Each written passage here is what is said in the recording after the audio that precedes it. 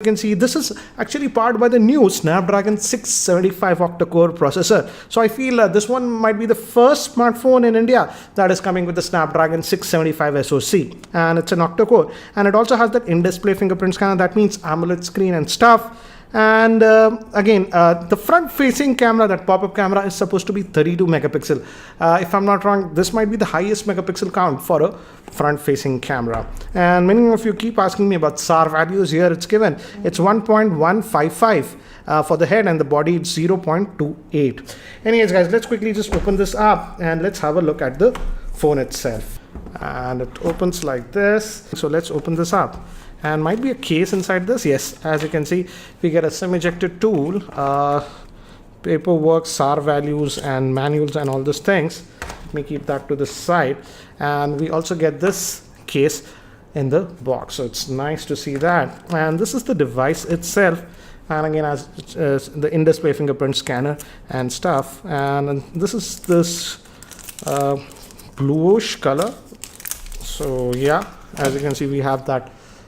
Looks actually pretty premium, guys. There's a slight pattern also, and that triple camera setup. Actually, main camera is a 48 megapixel. Then we also have a wide angle lens, 8 megapixel, and a depth camera. So it will be interesting to see the camera performance on this one. And some more stuff. And this is very surprising. Looks like still a micro USB cable, guys, not Type C, which is very surprising. We also get earbuds in the box, so that's what we get. So let me take this out. And again, these actually look like earpods, as you can see. And we have Vivo branding over here, and just one button to take or end calls, and an integrated microphone. Let's look at the power brick. It looks actually pretty big.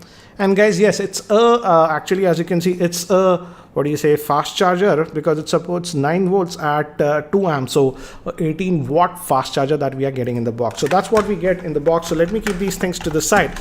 So guys, this is the handset itself. It's having a 6.39 inch AMOLED screen. As you can see, again, no notch and stuff, because the cameras as actually the front facing will pop out. Let me give you a physical overview. We have a secondary noise cancellation microphone over here, 3.5mm headphone jack, that pop-up 32 megapixel camera. And if we go over here, we have the volume rockers and the power on off button. The build quality looks to be nice, and on the bottom looks like vent for the speaker, micro USB port. They should have gone with the USB Type C, and SIM tray over here at the bottom. So let's look at the configuration and see what it is. And it's just dual nanos, guys. No micro SD card slot option on this one. But again, as I've mentioned, the storage is 128 gigabytes. And there's also one more slot over here. There's one extra button over here. We'll see what it is for. And we also have one more slot. I didn't expect that. The micro SD card can be put in over here. So interesting combination that we are getting. Back we have that Vivo branding, and it's having an in-display fingerprint scanner. So let me do one thing, guys. Let me just boot this up, and then we'll have a look. And by the time it actually boots up and I set this up, let me give you a configuration overview. This Vivo V15 Pro is having a 6.39 inch AMOLED screen. It's in 19.5:9 aspect ratio with a screen to body ratio of 91.64. It's powered by the new Snapdragon 675 chipset, which is octa-core chipset based on the Cryo 460 cores. It has the Adreno 612 GPU, comes with 6 GB of RAM and 128 gigabytes of internal storage. It has a triple rear camera setup. 48 megapixel, 8 megapixel is the wide angle lens, and 5 megapixel is the depth sensor. It also has a 32 megapixel front facing pop-up camera, in-display fingerprint scanner, and a 3700 milliamp hour battery. So guys, I've just finished setting up this device, and as you can see, it has some apps that are actually pre-installed on this one. So let's see if we can uninstall this UC browser and stuff. Yes, looks like that. Yes, you can delete it. For example, Paytm. Yeah, so you can uninstall some of the apps that are sort of pre-installed on this one. And let's look under the hood. And guys, it has that in-display fingerprint scanner, as you can see here. And let me just try that. And it looks like it's really fast. We also have the face unlocking option also. We'll talk about the front-facing pop-up camera later. I'll just agree all this. I love. and as you can see, you get that pop-up camera. It's really fast, but we'll come to the camera a bit later. This is just like the Vivo NEX. It makes that sound when it comes. You can actually change that. Let's look at some of the settings that we have. This is Fun Touch OS, guys. So we have quick toggles from the bottom. This is again found on almost every Vivo smartphone. And let's go to the settings, and if we go to about the device, more settings might be there. Yeah, about the phone, as you can see, it is running on Android Pie. So that's actually nice. So we're getting Pie out of the box, Android version 9. So let's just go back, and as you can see, this is the 6GB RAM variant, and the Android security patch is for January, as you can see. And Fun Touch OS is also version 9 according to this one. And I think so for storage, we have to go back over here. Yes, as you can see, out of that 128GB, we get about 113GB of storage. So that's regarding the storage. And yes, for OTG, you have to actually enable this, I think so, after inserting what do you say, a pen drive or something. And let's just go back over here, and this is your app tray like this, as you can see. And this is having the Snapdragon 675. This comes with the new Cryo 460. So again, the performance should be really good because it's a very fast processor. So it will be interesting to see how it fares. And the handset is actually pretty light, though it's still having that almost 6.4 inch screen, 6.39 inch to be precise. Let's apply this case, and there is a cutout in the case, as you can see, for that pop-up camera. As you can see, this is how it will look if you put it in the case like this, and the case quality looks good. And as you can see, we have the cutout for the camera. Let me just take out of this case now. So let's also now look at the camera, because camera, I feel, is also the highlighting point about this one. Not only the front facing camera, that 32 megapixel, but the rear facing camera is actually a 48 megapixel, with pixel binning it will come down to about 12 megapixel. And as you can see, there's the front facing camera. It came back to that. Looks sharp, AI beauty and stuff. Then we'll come back to this later. This is the rear facing camera, and let's just look at it. As you can see, as expected, shutter speed is fast, no issues with that.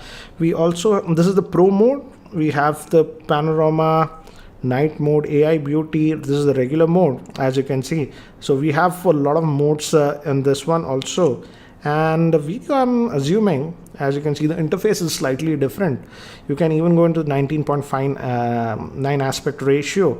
And as you can see, 48 megapixel main camera, but 48 megapixel is enabled. As you can see, you have to click it, then it gets enabled. By default, it'll shoot at, I think so, 12. So yeah, 48 megapixel AI framing and stuff is there. And video, I believe 4K, yes, 4K is also there, as you can see.